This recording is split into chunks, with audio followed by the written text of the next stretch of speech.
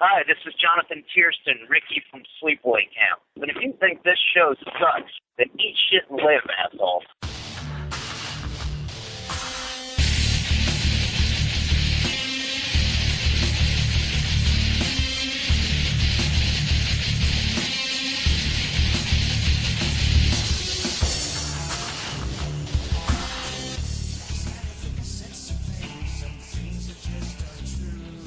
All right, welcome to the final installment of our Sleepaway Camp retrospective. In this one, we are going to cover Return to Sleepaway Camp and a little bit of Sleepaway Camp The Survivor, Part 4, if you want to call it that.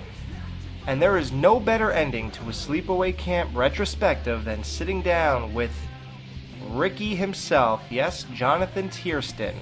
Ricky from Sleepaway Camp 1983 and Return to Sleepaway Camp. No, there is no better ending. Jonathan, just want to thank you for joining us for the final installment of our Sleepaway Camp retrospective. How you doing, bro? It's out here in California doing stuff for this zany business again. So, yeah, I'm supposed to have a couple meetings. I have an audition in Arizona coming up, so. Cool. Sounds good. So, obviously, this summer came back and, Sleepaway Camp fever is back, and we decided to do a little retrospective thing, and I believe you got to hear a little bit of it. I did. And you guys know, far more, about the series than I do, because I've never seen 2, 3, or 4. Really? Really? I was actually going to get to that. You've you never even... Now tell me, how do you go that, that's your whole thing besides the music, and when you go to these conventions and people, millions of questions, how is it you never were curious to even know what they did after your movie? Yeah, wow. What a question. I don't know. I think if you asked me, in 5-year segments, I think I would give you different answers every time. Yeah. I think at one point I was angry. Mm-hmm. Because I wasn't asked to be in the first sequel, right. And I didn't really understand why, and that's when I was still in the business, and then, and then I quit the business for quite some time, and so it never really occurred to me at that point. I didn't really watch Sleepaway Camp 1 either for probably 15 years, and then I started doing the conventions. Frankly, people just don't ask me about the other ones that often. I think they ask Felissa more because her character was played by someone else. So for me, it was almost as if they just didn't exist. Yeah, that's really interesting. I mean, they had nothing to do with the first one as far as I could tell from what people say, so. Right. Why is it that you never watched the first one for 15 years? Did you not like it? Like, was it not a good experience, or you thought... No, it was a fantastic experience. For me, there was a whole period of where it was very hard for me to be known for just one thing because I was trying so hard to do something else. Right. And I think that's why I kind of had to separate myself from it when I was trying to establish myself as a musician and a singer-songwriter. And, I think for years, and I don't feel that way now at all, but for years I think I was frustrated because no matter what I did, that's what I was known for. Right. Yeah, like, it's weird because... there's a lot of people that have, they did one movie and then they did 30 other movies, but people only remember what they did on Nightmare on Elm Street Part 4. You know what I mean? Right. No, and I totally understand that. I think I did feel that way for a number of years. I've really learned to embrace Sleepaway Camp, especially with this second go-round in the business, because what it really did was, help me to get back into the business, pretty easily. And that's, not something people can usually do after they leave something for 20 years. And so, I have to be grateful to the film for that. And now, that I go back and watch the film and stuff, I liked Ricky. That was a really happy period of my life. And I liked, that kid. I loved the experience. So I think now I'm a little more nostalgic and grateful about it. And I think, anyone who knows me knows that I'll get on to, I'll start asking the person I'm talking to about their life, and we'll get on another subject before you know it. And I think anybody who's met me at the convention knows that, I'm not going to be standoffish, but I'll talk to you about anything. I don't care what it is. Yeah, me and you were in the bar talking for 2 hours. I mean, and I don't think we talked about Sleepaway Camp once. No, that's because I was too busy missing my Q&A, you know. Yeah, right? Oh, I love all the, all the theorizing and stuff that goes on. I think one of the things that I noticed, and I was just staying at my friend Ron Oliver's house. He's a director, and in fact, he wrote and directed Prom Night 2 and 3. You know, the what is it, Goodbye Mary Lou or whatever series part. Yeah. And he, Ron is very funny about it. But I said, here's what's really weird about the Sleepaway Camp thing is I said, now, 30 years later, the legitimate reviews are coming in. And so what you get is you get these guys who are really good writers talking about Sleepaway Camp and really dissecting it. Yeah. And I think it's funny. I think it's great. I mean, if it's well written, I don't care. Write about whatever, They're not writing about the crying game. Yeah, exactly. You see, that's what we do on the show. Like, when we did that retrospective that you heard, as you could tell, we were getting nerdy about it, and, was Angela staring at Judy because she was attracted to her, I caught that whole part. I like that. Yeah. I was like, because I had never thought about it. I'm like, I don't know. What was she? Yeah. I thought it was just that typical blank stare, and then all of a sudden I watched it again for the show, and I was like, I wonder what she's actually, what's going through her mind there. But, it's a movie. But, whatever. Well, Felissa Rose is a great actress. I mean, and even with just that blank stare, she emoted a lot. Yeah. I think that's one of the hooks to the film, Right. Yep. Definitely. Yeah. Now, you liked Ricky. Now, I just want to know, did that Yankee shirt, did Ricky pick that out, or did Jonathan pick that out? Ricky, in fact, Ricky didn't even pick it out. The Yankee shirt was picked out by the wardrobe people, and I had real issues with it because I'm a Mets fan, and my older brother Michael, was a Yankees fan, and so he took great pride in the fact that I was wearing, and he gave me terrible ribbing about it too, that I was wearing a Yankees shirt. Robert Hiltzik is a huge Yankees fan.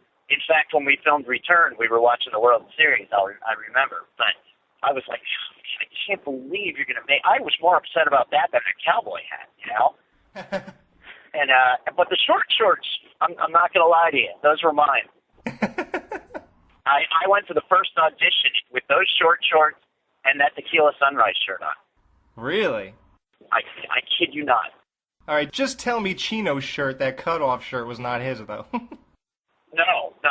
Nor did I ever cut the sleeves off of any of my shirts, which if you could see my arms, you would know why. But the short shorts, I've always been very proud of my legs. Well, I had no issues there. Yeah, no, you did an excellent job. It's funny, like when I watch this, I have to think of other things, for the show and stuff. And one thing that came to mind, what did your parents think about like all the language and stuff? Like, did they care? Were they like, honey, our family's gonna see this and things like that?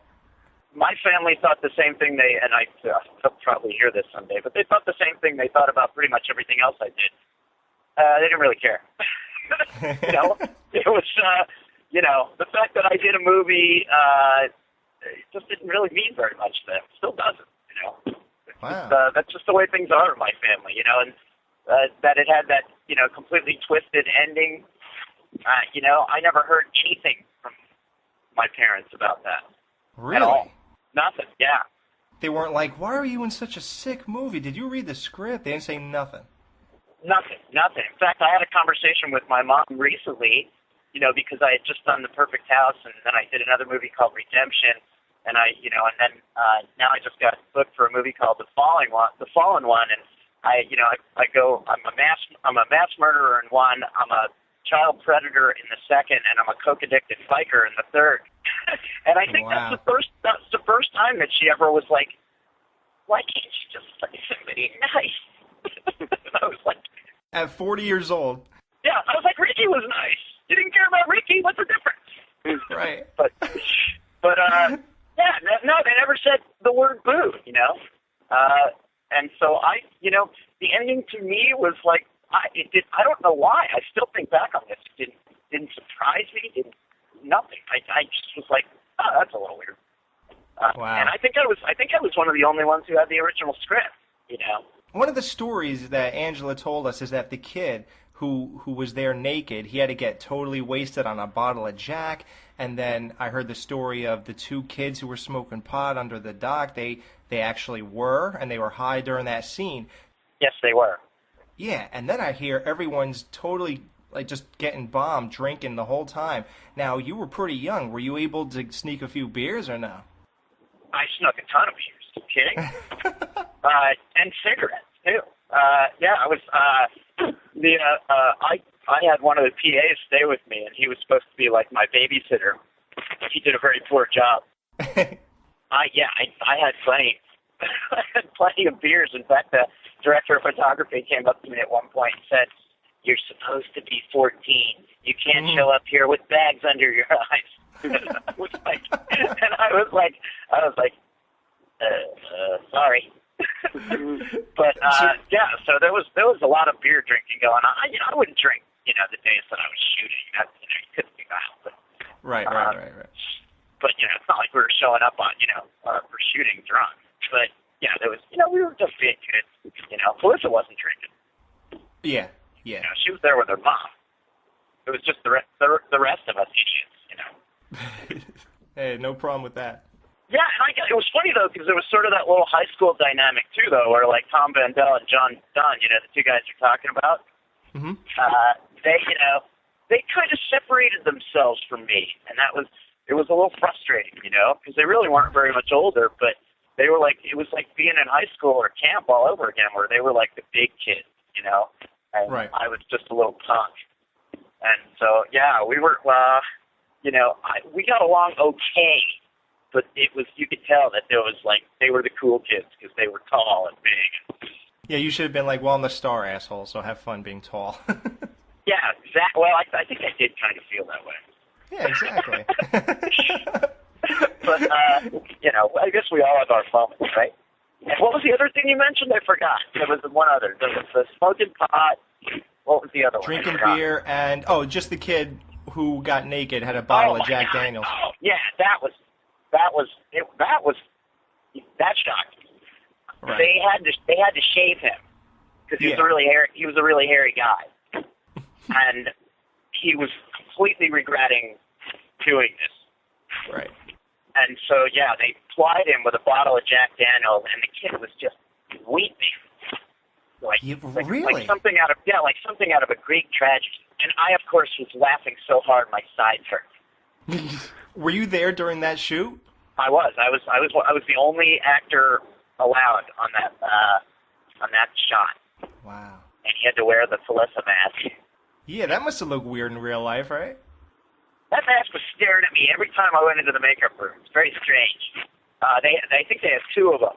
Because when they did my where I get beat up, and it's funny because it doesn't read that much on screen, but I had 4 hours of makeup for them to put the latex on my face, and they shoved all these things up my nose to make it look all busted. Right. If they had waited a few years, they wouldn't have to do any of that. But and then I had to have the capsules in my mouth, the spit, the blood. Right. When he goes, he's alive. Yeah. You also said you didn't watch Return to Sleepaway Camp. Now, here's why I'm pretty curious, because I was going to ask you what you thought of Return to Sleepaway Camp, but did you see the finished product even once? Nope. No? And why is that now? I was in a pretty crummy place emotionally when we shot it, and so I wasn't happy with my performance, and so I just didn't want to see it, and I never have. And now that I'm, legitimately, with both barrels, back in the business, I don't have a problem watching the stuff I'm doing now because I know I'm, doing it with the right intensity and concentration and all of those things. So, Return was, it's just, it holds no allure for me. No sentimental... No, I just know my performance. I know, and I haven't seen it, but I know it wasn't good. So, I'd rather watch something I feel like I did a good job in. Right. I don't like watching myself, in general, on screen. I find that to be very difficult. I'd much prefer to listen to myself play music than to watch myself act. But acting is something that I've gotten back into, and it was what I was trained for in college. So I'm taking it as seriously as I take my music. So I think. Oh, really? Yeah, I'm sure there's some deeper psychological reasons for why I don't watch Return. But, I'd have to go to a therapist to find out. And you don't really care that much, right? No, it doesn't. Yeah, I'd rather, figure out how to get my 6-year-old to stop complaining about going to day camp, And he's the coolest kid ever. He's going to be way cooler than Rick. Oh, yeah? Oh, yeah. Wow, that's awesome. But one thing, when I talked to Felissa Rose, she said, are you going to ask him? I know you know what's coming. Sex. What were you going to ask me? I'm sorry. Okay, so you and Felissa, 20 years after Sleepaway Camp wraps up, you and Felissa meet up again, and sparks start flying. Yep. And you're like, how about, we dated for 2 days on set. Now we're older now, and you're single, I'm single, so. It was inevitable. I think it was an itch that needed to be scratched with the two of us. And, right. I think in general, two actors trying to be in a real relationship is a disaster.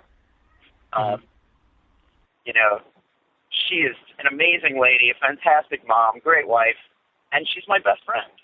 And so again, I think everything ended up the way it should have ended up, and that really worked out well for both of us.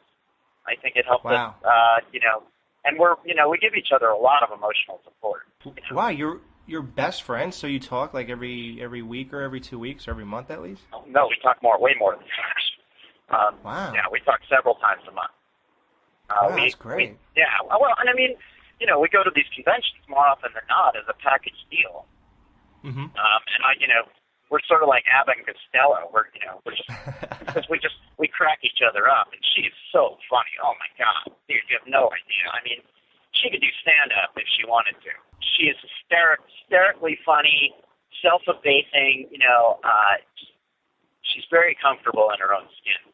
Yeah. When we aired the interview, the most feedback we got is everyone said what a great sense of humor she had. Oh, she is. Yeah, she's one of the funniest people I know. And, and anybody, who can make you laugh is a good friend to have. Yes. And she said that she claims that you said to her that she scares you. Always. Yeah. She's just, I think what I see in Felissa is a lot of myself. She's very intense and emotional. And right. I didn't need two of me. One was enough. My God, Yeah, you need some yin-yang going on, right? Yeah, my wife and I are, we have many things in common philosophically, but she believes that, you don't say anything unless you really have something to say, whereas I'm, constantly like, Robin Williams meets Steve McQueen or something. But, because I go from like I can't shut up to I'll shut up for days, because I like being by myself too. Yep. But whereas my wife is far more consistent than I am, and so that's a nice balance, and she's also much smarter than I am, and much more beautiful. So it's a pretty good balance. Yep, sounds awesome. Yeah, and I always laugh because you see Sleepaway Camp, and I always tell people that if Ricky is like, you cocksuckers, you pricks, et cetera, et cetera. And I said, in real life, if you see us, it's like the opposite. I'm the one who's clamming up, and she's the one yelling. Right. Yeah, and she's all quiet in the movie, yeah. Exactly. That's funny, man. Yeah. Well, there's nothing better than a stunningly beautiful woman who is not afraid of, looking silly. Yeah. And she's got that in spades. Yeah. So, are you guys going to do any package deals? I know Monster Mania is coming up again. Well, the next one that she and I are doing is Spooky Empire in Florida. Okay. And that's I was trying to do Days of the Dead with her, which is coming up next week, I think, or 2 weeks, but it just didn't work out schedule-wise. But then we're doing Spooky Empire in Florida, and that's going to be a big one. but I think they're bringing in Aunt Martha and some other people too. Yeah, there was a lot of talks about Sleepaway Camp reunion because you got Aunt Martha back. Now, would you still be willing to do the reunion if Robert Hiltzik gets it going? Yeah, I'd do it in a heartbeat. Of course I would. You know, and plus it's an excuse to hang out with Melissa. I mean, what's better than that? You know, and I'm good friends with her husband too. So you know. Oh yeah, the guy in CKY. Yeah. Yeah. Did you guys ever talk about like maybe getting together in a movie again? That has nothing to do with Sleepaway Camp? We did do that in The Perfect House. We're just not in scenes together. Oh, okay. We're both in the movie. You can rent it on Facebook. Yeah? They're doing a limited Facebook release where you can rent it for $3. And, but that's before they roll out the DVD. But I think it's a great way to watch it. That's how I saw it. Well, I saw it in the theater a couple times too. But even my wife saw it and said she said, I cannot watch that again. And I was like, why? And she's like, you do things that you do when we're fighting. And she said that was really hard. But Felissa plays a mom whose kids are getting slaughtered. It's a series of 3 vignettes. And Felissa's amazing. One of the reviewers said she looks like she's channeling Sigourney Weaver from Alien. Wow. But yeah, I recommend it highly.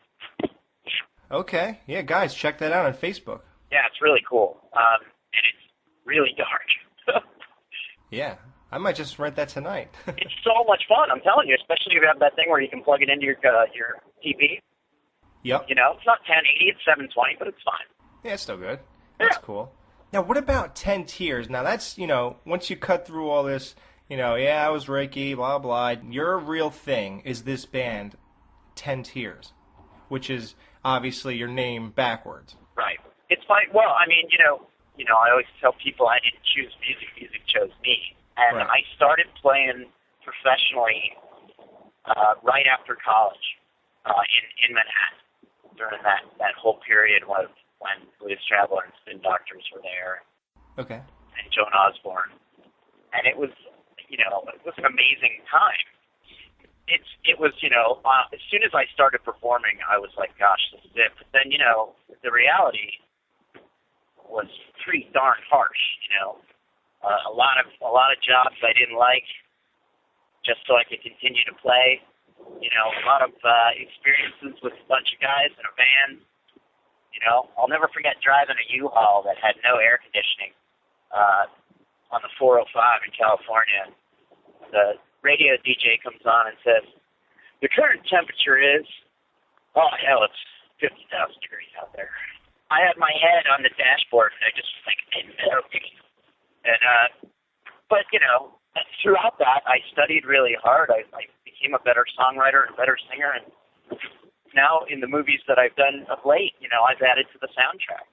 And, I even did, I did a score for a short film with David Krumholtz from Numbers, and I'm working on writing some TV theme music for my friend Sean Crouch, who is working on currently 3 TV series. So it seems like it's nice because they work together, and especially with what's going on in the music business right now, where nobody's making money selling albums. So no, because it's all downloaded. Exactly, and so with the real new angle, and it works perfectly for me, is to get your music on movies and television. Right, and that way you get paid just from that, and you don't need to sell to people at that point. Exactly, and for me, then what ideally would be to be able to perform. Right. I love it. I love performing. Yeah. Now, how many CDs have you made altogether, like full studio CDs? 6 or 7. I can't remember. Okay. There's at least there's at least 4 of them up on iTunes. I know that. Okay. But you can go to jonathantiersten.com, or you can go to SoundCloud. I mean, I'm everywhere. Amazon, anywhere you can buy or download music, you can find my stuff. Cool. And if people just want to check you out and see what it's all about, what would you say maybe is your best 2 or 3 songs, your favorites? There's a new one that everybody seems to like a lot, which is called Vertigo. Mm-hmm. And yeah, I think people go pretty goo gaga over that. Some of the older songs, there's one called Walk on Water that people like a lot. And what else? Let's see. Oh, and then from the album called Don's Club Tavern. There's a song called How to Love You. That's kind of a cool rocker with, kind of heartfelt lyrics. People say I'm somewhere between, Van Morrison, Jeff Buckley, Neil Young. It's, in that area. But, but I'll write whatever, because I wrote the theme song for The Perfect House, and that had to be sort of, more like a metal tune. Yeah. How did you feel about The Perfect House, and what was the other movie that you did after that? I did Redemption after that, which hasn't come out yet. The Perfect House was an amazing experience, really fantastic, and Felissa got me the role. Oh, and and it was so awesome, and I got to play a killer, and he's kind of like this really sadistic guy who keeps people locked in cages in his basement, but he keeps this one girl for 5 years because she's his muse, and he's trying to perfect his craft. Wow. It's just the banter between the girl and my character, John Dozie, is so hysterical and yet twisted and sick at the same time. And it was, to get a role, my first big role back and have it be like that was just what a gift. And, right. And he is, John Dozie is, I've had many people say John Dozie scares the shit out of them. Right. I've already signed on to do a prequel, so. Really? Yeah, they're going to release it on DVD October 1st. It's when it's going to hit Netflix and all those places. Well, and then Redemption was the one I shot with George Loros from The Sopranos. He played Buffalo Ray Curto, the head of the mafia family, the Manhattan mafia family, the tall guy with the glasses. And so that was really awesome, and I got to act opposite him, which was totally great. So, and that'll come out next year. Yeah. That's great, dude. Like, when you weren't acting for all that time, like, for a living, did you do music? Did that pay the bills, or did you have to do that and something else? Or? Well, from time to time it paid the bills, and then sometimes it didn't. And so then I would have to, get a job, and then for a while I even owned a bar for cool. 2 years. Yeah, and we had live music there. We had David Gray's first American performance. We had Dishwalla. We had a lot of people play there. But it was David Gray who was like, that was when I said, I can't do this anymore. And David came to, play. He was fantastic. And then he and I sat up sharing a bottle of scotch till about 5 a.m. And he said, you can't do this bullshit anymore. He said, you're a musician. Go be a musician. Right. And I said, okay. So I sold the bar and, went back to poverty. For a number of years. Yeah. It all worked out, and now you're back in the acting business. You're doing the conventions, and I know that's got to be a great supplement for your income. Oh, I am the luckiest freaking guy in the world. That's how I look at it. Because this is insane. I don't know how this all happened, but I'm so happy. And and I signed on to do that new movie, The Fallen One. I'm auditioning for a movie called 41A, which you can look up on Facebook. That's in Arizona. I'm supposed to be talking to Scott Spiegel coming up here soon, and I'm going to have a meeting with Eli Roth. So yeah, not too upset. Yeah, there's a lot of resurgence of like people who were in movies in the 80s and maybe kind of just did just one or two or whatever, and then all of a sudden they're being used for a lot of work in Rob Zombie movies, Eli Roth movies, Adam Green movies. There's like a whole thing. Yeah, seriously. I mean, thank God for those guys, right? Yeah. Because it's their nostalgia. I mean, it's my friend Brian Whitten, who I grew up with. It's one of the biggest producers in Hollywood. He did the Chernobyl Diaries, and he and I have been talking via email, and he said, I'm actively looking for something for you. We've even talked about producing stuff together. So. Wow, that's awesome. All right, man. Well, thanks so much for talking to us. I know I took a lot of your time. It's been more than I even asked. So thank you for hanging with us during this retrospective. Hey, it's absolutely my pleasure, guys. It's great. And I got my best friend out of it. I mean, what more could I ask for? No, nothing at all. Nothing. All right, dude. Well, looking forward to seeing you at another convention and your movie, or all your movies, actually. Looking forward to every one of them. Yeah, they can just go to jonathantiersten.com to get, updates. I try and get my webmaster updates as often as I can, but I'm not always so good about it. But, my email's on there. You can get to me on Facebook. I'll respond to everybody. I think you guys know that. So. Cool. Thanks, man. Yep, so everybody check out the Perfect House on Facebook. You can rent it or check it out on Netflix when it comes out. And check out 10 Tears, Jonathan's band, and all the songs we mentioned. All right, man. Well, thanks a lot, and good talking to you. Maybe I'll see you again, and we'll get drunk again with Felissa this time in a bar. That sounds like a plan. All right, stay tuned as Mike and Dan join me for our Return to Sleepaway Camp full review. Here's a cut from Jonathan's new EP, We'll See. This is Vertigo. You know the way. We'll be back in a minute. And try not to listen to what I have to say. 'Cause my recollection, well, it isn't so good. From takeoff to touchdown, I wish that I could. Which way is up? Soon you might hit the ground, and the water that spills from your cup won't tell you which way's down. 'Cause I'm in vertigo, lost in vertigo, spinning in vertigo, and it won't tell you which way is down. Wow, that song it's an emotional roller coaster for my heartstrings. Yeah, it really is a good... Oh, Christ, I forgot to ask Jonathan if he got laid when he was filming Sleepaway Camp.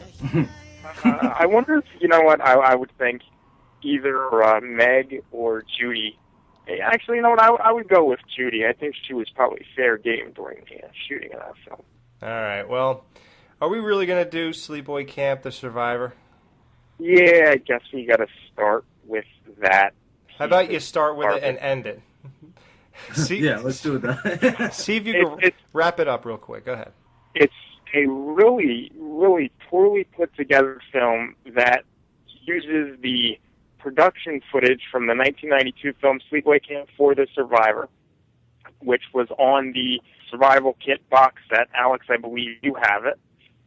And he took the footage from 1, 2, and 3 from a shitty VHS copy and basically made a best of 1, 2, and 3 that's kind of like intertwined with this new footage to kind of make a new movie about this amnesiac who doesn't know who she is, but we're supposed to believe that she is Angela. All right, I'm already bored to tears. Yeah, it's not very good. The footage, like I said, was taken from a really bad VHS. Do not be like me and spend $23 with, that shipping included to buy this film. Do not do it. Wait, just for that movie you spent that? I did, yeah. Oh my God, Mike. Okay, continue. You paid $23 so some guy could... I know it was over 20, I know that. So someone can splice 4 minutes. Actually, it might have been $20. I think it was 5 minutes. In all fairness, it was 5 minutes of actual production footage. Okay, 5 minutes spliced into 3 movies you already owned. Yeah, and the movie itself was an hour and 10 minutes, and it was actually like an hour and 4 minutes because 6 minutes was the end credits went for like a crawl, and that took like 5 minutes, and then the opening of the movie was the actual end of part 3, so that took another 5 minutes off. Okay. So the rest was like the best. Okay, you're giving me a headache. You don't like it, huh? I don't want to hear about this. All right, let's move on to Return to Sleepaway Camp. Now, this movie was filmed what year? 2003, I believe? 2003, yeah. And it was released 2008. 8. Yeah. And the reason for this is because they wanted to do CGI And yeah, Mickey's head in the Mickey's face after the deep fryer incident in the kitchen.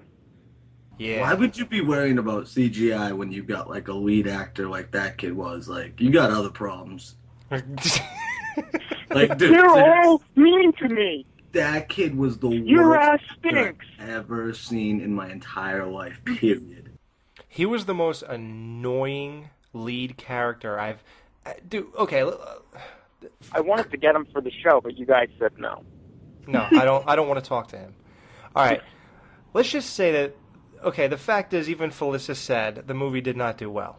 Now, did the movie not do well because Alan was just so mind-numbingly annoying? Or did it not do well because I think one problem this movie had is that it struggled with being made in the 2000s and trying to come off as an 80s movie. Right. Well, you know what it was? You know what? I hate to say this, but it was a poorly executed reimagining of the original Sleepaway Camp with the roles reversed. Instead of a shy teenage girl that wasn't really vocal, this bullied, chunky male who just wasn't likable because he wasn't quiet. He just Annoying. How about the comebacks in this movie, though? Let's just get right to that. Like, the little zingers everybody's throwing, it's the most generic, ridiculous stuff I've ever heard. Like, who comes up with this shit? Sits around and like, oh yeah, that's a funny fucking line. Like, that's a good joke. Like, yeah. I wanna know, dude, because it's shit like this that makes me want to fucking just grab a camera and be like, dude, come on. Like, even I can do this better, and I've never even touched a camera before. Yeah, like, what did they think? Everybody'd run around in T-shirts that says your ass stinks or something? Yeah, right. Yeah. Like, that's a perfect example. Like, what was that, dude? I mean, I kind of get what they're going for, but, dude, like, it was like a lame comedy, like, with kills in it. Yeah. Dude, like, it wasn't even that funny, though. It was it wasn't funny. No. There were highlights to this, and I mean, when I say highlights, it was all comedy shit, dude. Yeah. Like, the fat black girl with all her lines, dude. I was dying. Like, that was some of the funniest shit in the movie, but everything else was just lame, dude. Like, dude, almost to the point where I was like, I can't believe these motherfuckers are making me watch this shit. Well, yeah, we had to finish this off. I mean, it wouldn't be a... If it didn't have that ending, I mean, dude, you could not pay me to watch this. And like I said, the only reason I watched this at the beginning is for, obvious reasons, which we'll probably get to later. Yeah. Well, like you said, it wasn't funny. Now, they went to be funny with a couple things. Right off the bat, the kids were lighting their farts. That wasn't funny. It was 20 years too late. Yep. Yeah, like, that's your opening, dude. Like, that's your opening to your movie. Yeah, like, it's kind of like we know where this is going. And, dude, I don't want to get on here and, like, sitting back on people's movies, dude, but at the same time, it's like, come on, dude. Like, it seems like, and like Felissa said, she had a great time on this flick. It seems like a bunch of people that got together probably had a fucking amazing time, was laughing at it at the same time they were doing it because they realized it was ridiculous. But at the same time, it's like, dude, this is what you put out to the general public. Like, I'm sorry, dude. Come on. We can do better than this, America. It's funny you say that. Yeah. As I'm watching it, I didn't really know who their target audience was. I'm not sure it was Sleepaway Camp fans. I'm not sure it was people that would watch in a theater. I don't know who was supposed to watch this. But here's the thing. I'm going to say this. I didn't hate this movie. My first viewing, I liked it. The second viewing, which was the next day because I was showing somebody else, I didn't like it anymore. Then, when I thought about the movie before we did this retrospective, and I literally was dreading sitting down and watching this. And when I watched it, I'll be perfectly honest, I was 44 minutes in, and I liked it. I didn't think it was that bad. Like, I was like, gee, I guess it's not that bad. It moves at a pretty good pace. It's not the worst thing I ever saw. I'm sort of into this. Now, I was 4 beers deep. That might have had something. No wonder. No wonder. Is that what it was? Yeah, it definitely was. And I'm going to tell you what, I felt cheated with this movie as a Sleepaway Camp fan because when I bought it, you get the case and it says, Felissa Rose and Jonathan Tiersten's name on the cover. I knew, from reading about it that they were involved. Okay, and what's this? I mean, look, obviously a spoiler here, but Felissa Rose is that cop, Officer Jerry or whatever, with the voice box. You guys, I really like being here. I want to tell you about smoking. Yeah, that I could have done without. I mean, I didn't realize that it was Felissa, and I think that was a downfall because I don't think she was in the movie nearly enough as herself. That's number one. Number two, they say Jonathan Tiersten's going to be in it, and you just see him like 45 minutes in at a construction site. He's like, hey, what's up, guys? Somebody called me? It's like, what? Yeah. And then somebody called me how weird. And then tell me how weird this is, okay? At the end of the movie, like at the climax, he just shows up at Camp Manabee. From like nowhere. He just shows up. Where the fuck did you come from, dude? That's what I'm talking about. He's like, somebody called me, hey. He comes in with his Slim Shady haircut. I'm not ragging on him. But the Slim Shady, yeah, he has a blonde hair. Yeah, he shows up and he goes, yeah, I came here just to prove it's not me. And he's like, we don't think it's you, Ricky. Bullshit! You know, I thought he was going to start going, cocksuckers, pricks! He said the sheriff called. He's like, you called me with that, you know, remember he was like, the sheriff called me here? Wasn't that it? Yeah, something like that. I honestly felt bad for him because it's like, look, he's not, I don't think he was being used, I don't think either of them were being used to their potential in this movie. No. It's just like Halloween 2, dude. You get Jamie Lee Curtis back, and what do you do with her? You lay her in a bed for 2 hours? Like, what the hell is this? 1 hour and 33 minutes, but that's beside the point. Oh, God, you're annoying. But the whole thing that I don't get is the way that I think it should have gone was, don't think that Vincent Pastore from the Sopranos should have been the camp owner. I think the way they should have done it was Ronnie should have come back in the role of, you know, that Mel played in the original camp owner. And then Ricky should have been the Ronnie character. Well, that would be sad. No, you know what? Come on. That's like ridiculousness, though, because you got to think, what, because Ricky went to camp as a kid, he's so into it that he wants to run one now and, like, work there and stuff. Like, it's just, dude, even having Ronnie there was ridiculous. That would have been more plausible than just throwing him in there, like, just to use the name. Just to use, you know, just for the character's sake.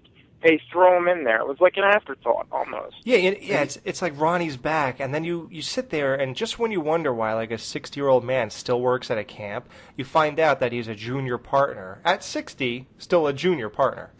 Yeah. Like, I guess life really never worked out for you, eh, Ron? Right. Hey, are you guys Sopranos fans, or? No. Okay. Yeah, I'm getting into them, yeah. Well, because his name on the thing is Big Pussy. And Big Pussy, yep. And I like how the kids are, get away from me, you big pussy. I noticed that line. That was pretty good. We'll throw to that. But. Just to get back to Ricky's scenes real quick, though, like, I don't know. When I was watching it just struck me as sad. I mean, he was like the lead in the original movie. I think he got like a total of 4 minutes of screen time. And they did the same botch-up job with Angelo, just like Mike said. What the hell, dude? And, you know, we just heard the interview with Ricky, and he said he didn't think he was a very good actor in this movie because his head was just too messed up from personal problems. Do you agree? I mean, I think the first scene was a tad off, but the acting, when he came back to the camp at night, that was off. It was off, dude, but I didn't even notice it because everybody else's acting was fucking worse. Right. No, he was the bright spot among, you know, a sea of problems. I mean, because Vincent Pastore as the manager was out of place, and I think Ronnie, for his part, was just, he didn't even, to me, seem like he wanted to be there. Like, he was just playing the character, you know, maybe it's like a favor. I don't even think he really was into it. It didn't seem like it. The only person that I felt was into the performance was Felissa. Well, I'm gonna, yeah, look, you may disagree, but I'm gonna tell you, I think that one that was really, I think, all there, and, you know, giving her all. The other ones, I think, just could care less. I think they gave their all, Mike, but they just sucked, so that was their all, unfortunately, dude. Like Mike, you know, you're a director or an aspiring director. Like, you know, with all these. No, I've made 30 some odd films, sir. So yeah, I've worked with. So you're an aspiring director. He presses record. So you've worked with actors before and stuff like that. Now, Yeah. are you completely amazed with all their performances in every scene? I mean, let's just fucking come down right to it. You know, they're not professionals or whatever. Can I be honest? Can I be honest with you? Yes. I think that I've worked with people that have done a better job than the majority of the cast in Return to Sleepaway Camp. Jim Hyde Jr. All right, real quick though. You know how, Dan, me and you always get a real kick out of like the poor man's actor? Yeah. Okay. The lead girl, a poor man's Reese Witherspoon. Oh yeah. Ooh, good one, dude. And then Wait, which one is that? Karen? Karen. Yeah. Then Yeah, I didn't dig her too much. I liked Pete, the female, the counselor. I liked her. but check this out. TC, a poor man's Ryan Felipe. What, dude? Isn't that weird? And they're married. I wonder if they meant to put the two poor man version of those people in the movie. You know what, dude? Wait, they're not married, though, are they? Yeah, I don't know if they still are. I know they were. Who cares? Anyway. I think it's Reese Witherspoon and Ryan. I think his name is... Ryan Philippe. No, it's actually Philippe. Whichever. Yeah, they're not married. Yeah, like that girl, she had a nice rack, but a total butterface. I liked her brunette friend, dude. I thought she was even more good looking, you know, like her. Who's that? I don't know, dude. I don't even know if she had a name in this movie. I gotta ask you guys a question. Yes. Do you think you would have enjoyed this movie more so if there was a nudity factor to it? No. It depends who's getting nude. Alex is like, what you got? Yeah, what do you got? What do you got for me? No, what do you think about what if you would have seen that one counselor? I forget his name, but he sounded like he was a man from down under, with the barbed wire on Randy. his junk. Yes. Now, what if they would have shown that actual kill where you see it separate? You know, get yanked off. They did. They did, but they didn't do a close up. Yeah. Yeah, I saw the dick as it pulled away. You know what I didn't notice that. Yeah, I was thinking about the kills in this movie, you guys. A lot of them were like, I don't want to say Saw-ish, but they were like traps and stuff like that. It wasn't like just an axe kill or a stick in part 2 or whatever. Like they were pretty intricate traps or whatever you want to call them, you know? The Mickey kill in the kitchen was just a rehash of the Artie kill in the kitchen. No, dude, it's not a rehash. It's a nod. It's a tribute. Yeah. Exactly. Yeah, but it's an overly done, poor... Oh, get out of here. Take a walk. Get off. How about the throwback to the, remember the kids in the first movie spying on the chicks? How about the kid in this movie who comes in with all the panties around his head and he's like, I got 20 of them. I didn't even notice that. Come on, that was one of the best parts. It was right before that dude got the stick in his eye. Yeah, what about that? That was weird. Poor man's Ryan Felipe. Yeah. That was another trap, and then you got the kid that got tied up and then pumped full of gasoline, and then she lit a joint in his mouth. That kill had to scare you half to death, man. When he's getting the gasoline, he's like, and then he gets like. Oh, dude, I've had some dangerous times fucking lighting joints over the years. But yeah, what is that kid from though? He's a child actor. What is that? He was driving me crazy. What is that kid from? Like I know you guys. What's his name? If you can give me his name, I could probably tell you where he's from. That's all right. What about... He's like, that's all right. Yeah, I don't really want to get too involved with that guy. Okay. But the oil death, the boiling oil, that was pretty good, though, man, because... But you know what, though? He could have got out of that. Like, when Angela lifted him and his legs were still, like, level with the floor, he could have just, like, pulled his knees in and let go and dropped to the floor. It would have hurt. But he could have got out of that. He didn't have to get to the point where she's lifting him straight down into the oil. And, but that was... But that was cool how they made like the oil bubble while his head was in it. That was pretty cool. That was bad. Well, that's what happens when you put fries in oil. I like the kills in this movie. No, they were good. Pretty good, yeah. But you know what? Here's what gets me mad. They waited 5 years to release this because of CGI. Dude, all the stuff that wasn't CGI was great, and all the stuff that was terrible.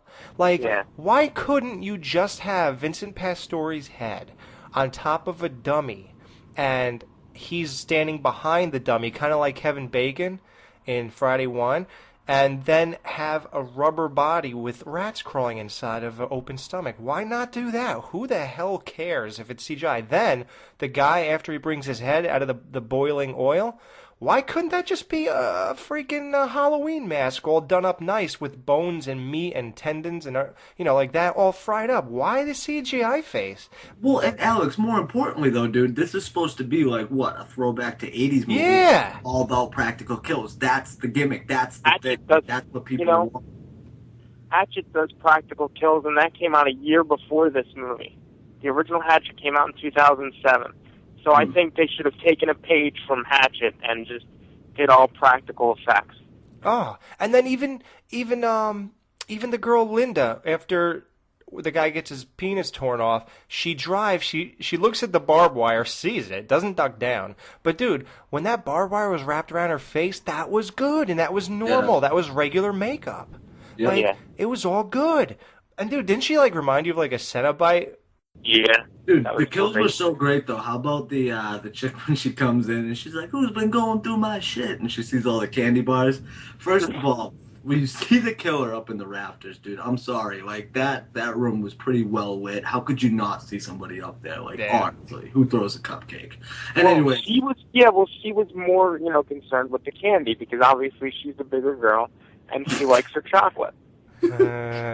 Mike, be the bigger person and don't mention that. But wait, who did they get to play that? Wasn't that Gabourey Sidibe? It looked like her, but no, it was not. No? I could have sworn that was her first Emmy nomination. No, no, that was Precious. Oh, Precious. I like how he was like, "You fat fuck." They didn't hold back in this movie with the insults. But, yeah. And what's this with Alan not changing or not washing at all? He clearly is not a woman in disguise, so he can shower with anybody that he wants to. Why did he not? He just looks like a disgusting pig. I'm sorry. All right. I want to touch on something here, guys, real quick, because I went to camp for a few years.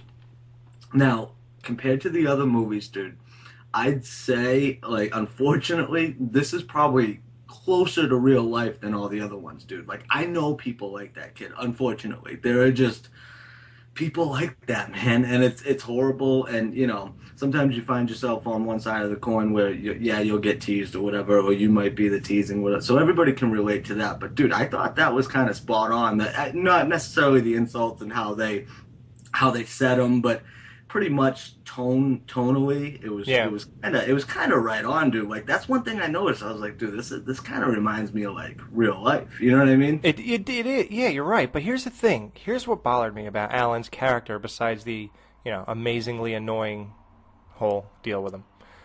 Yeah. Right as soon as the movie starts, he starts right off like a bully who's really threatening. Right. And then instamatically, he comes off as the butt of the joke with all the other kids. He's a pussy who likes frogs and thinks they're his only friend. He says, "That's not my lighter." He goes, "I don't care," and he grabs it. And you think the kids are all afraid of him. And then right away, when he lights his fart and it's like a dud and the kids are all laughing at him, he goes, "What are you laughing at?" He's right away, he's already the butt of the joke. Now, it makes you wonder if he acts like an asshole to people because they picked on him. Exactly. Or did they pick on him because he picks on them? No. I don't know how it works. Yeah, I think it's a defense mechanism, dude. Talking about kids that got bullied, man, that's what you see. They try to be the tough guys. Those are the most defensive kids, dude, that get picked on, and they're just they come off as complete assholes, dude. Because better someone else than them. You know what I mean? Yeah. That's not some real shit, but yeah, exactly. His whole character though was so stupid, all around, dude. Yeah. Just his whole fucking demeanor, how he, like you said, picking on the poor kid with the glasses, dude. He flicks potatoes at him. He started it. The kid who looks like Paul from The Wonder Years. He didn't do anything to him. You know what I mean? He was just sitting there. He's like, he started it. He was like, no, I didn't. It's just a weird dynamic the interaction with, he's the loser who all the cool kids make fun of, but he's a bully. And yeah, I guess that sort of makes sense, but I don't know, man. It's like a weird... I didn't know why he acted like that or why they treated him like... Well, you can know why they treated him like that because he looks like he does, he smells like he does, he has no hygiene, he's a loser, and all that stuff, but whatever. But, you know, it's just weird because, like, even in, like, Christmas Story, like, I don't think Flick, Ralphie, and Randy thought, like, Scott Farkas was a loser that they made fun of. They were just plain scared of the bully at that point. Yeah, exactly. This guy was like a joke, you know? I don't know. Hate meatloaf. Now, another pot reference, Dan. What did you think of when they made him smoke shit? I thought it was wonder what pretty that funny, tastes dude. like. I'll be honest with you though, the way they were trying to get that kid to smoke it, dude, like same thing. That's what I mean though about this kind of being like close to real life, dude. I've been in situations like that with the fucking stoner kids, and they're trying to get the preppier kids or whatever to smoke weed, and it's like, come on, you pussy, fucking take a real hit and stuff like that. So I was like, wow, like I saw a lot in this fucking movie that I noticed, you know, Yeah. like that was, you know, I could remember growing up, dude, and a lot of those things happen. So I mean, props to them on that aspect. They hit all their marks. But that's about it. That's pretty much that's all I gotta say. Dude, guilty or not, man, when Alan's brother was beating the fuck out of him with that mallet, I felt no pity for that asshole. No. Stupid fuck. You wanted him to die. You wanted him to get beat to death. Oh god, I loved it, dude. I hated that character, dude. I hated him. Oh. How about when they skin the frog? Yeah, when they skinned the frog and his reactions. Why did you do that? They're my friends. A frog. But you know what's Give me a weird? break. The whole movie was focused on Alan, and by the end of it, Angela was the killer. So his character really had no resolve or had no closure. Like, what even happened to him? He just got hit with a mallet and he lived. Okay. I guess. Yeah. Okay, You know what? good. And I got a question for you. Where did Angela even come from to kill people? What was her motivation to even kill people? Why would she come to that camp of all the other camps? I don't get it. Well, probably because Ronnie's work. And yeah, how did she end up at the same camp Ronnie's working at? Yeah, how does she know that? She's been locked up in an institution, and Ricky's gone to visit her like every 2 or 3 weeks. Well, you know what they said when she was walking and peeling the shit off her face? She was like, everybody, you know, they don't learn. They still pick on people. They didn't know I was here. So obviously she's now defending. Before, you know, in part 2 and 3, she was the enforcer of morals. Morals, right. Yeah, now she's back to the motivation of part 1, where she gets people who pick on her, but now she'll do it for other people. Right. She's that invested in people not getting picked on. And I got that from the script and stuff, dude. But I just it doesn't seem like it seems like they just come up with an excuse for somebody to kill, as opposed to, like, you know, a Jason where you explain it once and then you don't have to explain it again, or if you do explain it again, it's all referencing this one thing. They've kind of jumped around with why Angela kills and why these things go on. So whatever, right. It's just a reason, you know, basically a reason just to make another sequel.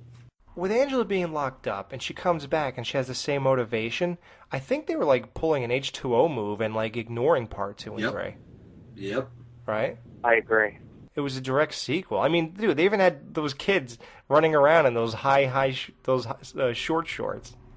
Whenever you make a sequel, though, that's been a long, you know, extended period of time in between them, dude, it's almost like straight to DVD mixed with, you know, like a couple cameos here. Like, it's almost like trying so fucking hard to where, as if it just seems like if they would have done it right, like this could have been a great movie, dude. Like, you know what I mean? I don't understand. Here's what I'll tell you.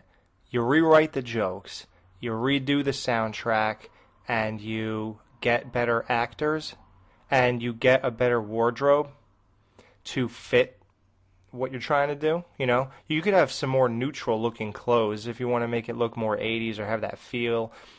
Change the lighting a little bit here and there, and this movie goes up 3 notches. Yeah, but that's a whole different movie. You just change every aspect. And you know what? Beef up. Change the script. Change the Jonathan's part. Do you want to know the effects of smoking? I am not Angela, no matter what you might be thinking. Yeah.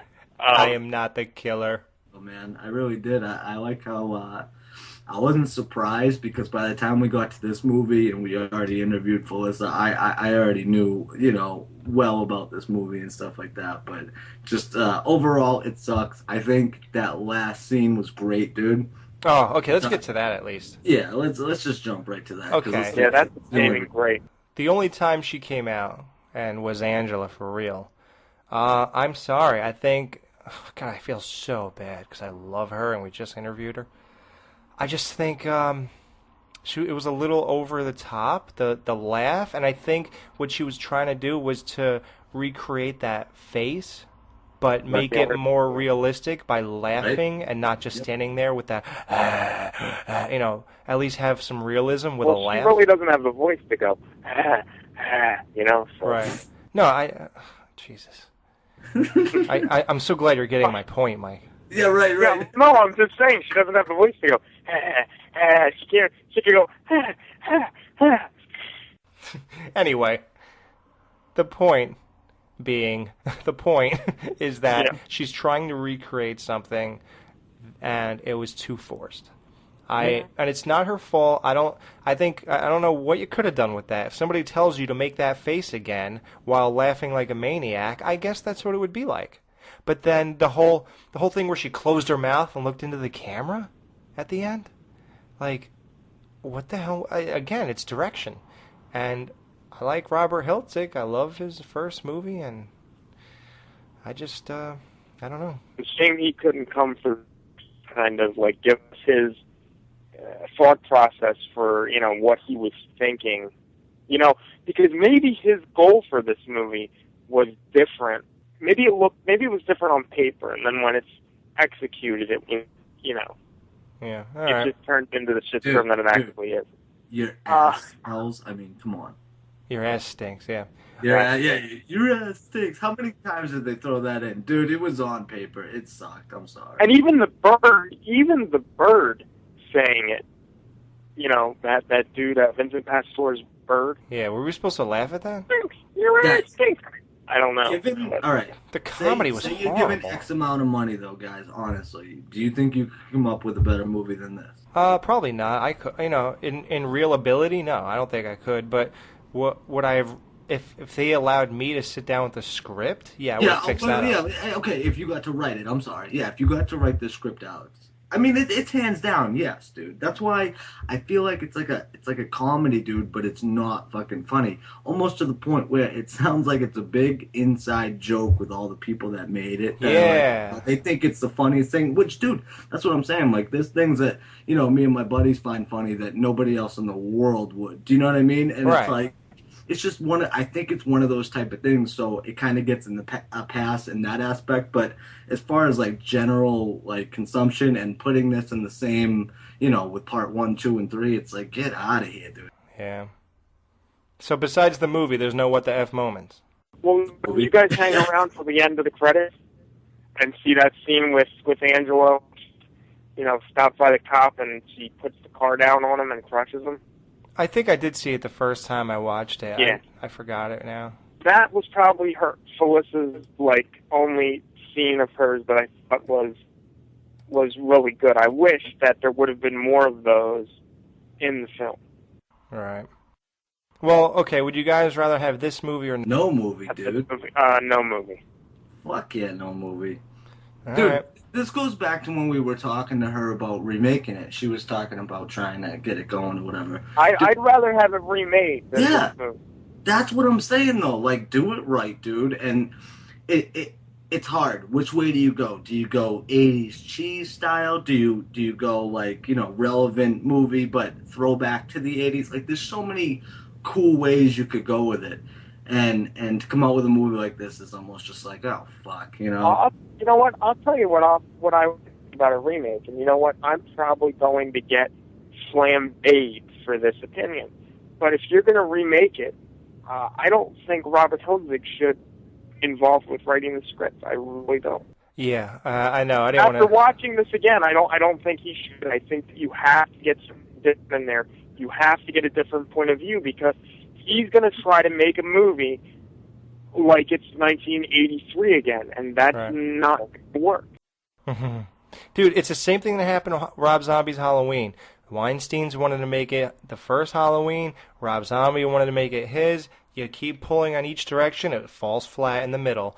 If you don't push to one direction or the other one, there is no direction, and it's pushed on too many sides, and it falls flat.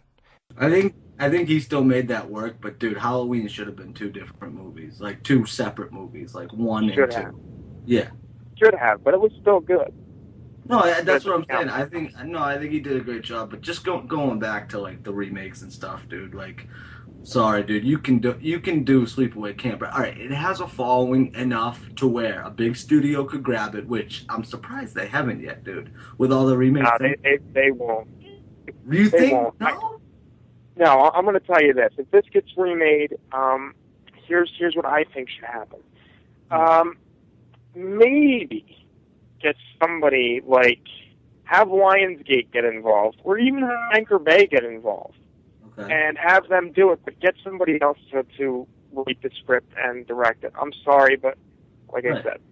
Yeah, it's, Dan, this has about as good of a chance as making a big studio remake as Ghoulies, House, Troll. Yeah. How, those movies, name any other like kind of B horror movie that's about the level this is at, and it ain't getting picked up, man. You don't think so, dude? Eventually, the Weinsteins won't even. No, dude, the Weinsteins won't even touch this movie. No, there's no interest in it. No, that's why the only way you're going to see it is Anchor Bay will do it. I guarantee you, eventually, if it's going to get remade, that's the best shot. I think. That's the best They shot. put out crap like fucking Chernobyl Diaries, but we'll talk about that later. Yeah, next show we'll try to cover things we've missed. Well, I guess that's about it. I guess, everybody got our general consensus here. No need for ratings, gentlemen, right? This movie sucked. Yeah, I don't think we should have to go for the rating on this one, because it's going to be low, so why even bother? I found it mildly enjoyable this time around, but I cannot say I recommend it, because I'm not sure anybody else will find it enjoyable. So that's that. All right, well, there you go. So, all right, we'll tune in on June 13th, and we have another special Friday the 13th show for you. We got a couple interviews coming your way. We're not going to sit there and talk about all the 12 movies again, but we will talk to the people in the movie. Yeah. So, for Mike and Dan, this was your Sleepaway Camp retrospective. Hope you enjoyed it. And don't ask us to do another one for a real fucking long time. Yeah. We're back to regular shows now. We're back to regular bullshit.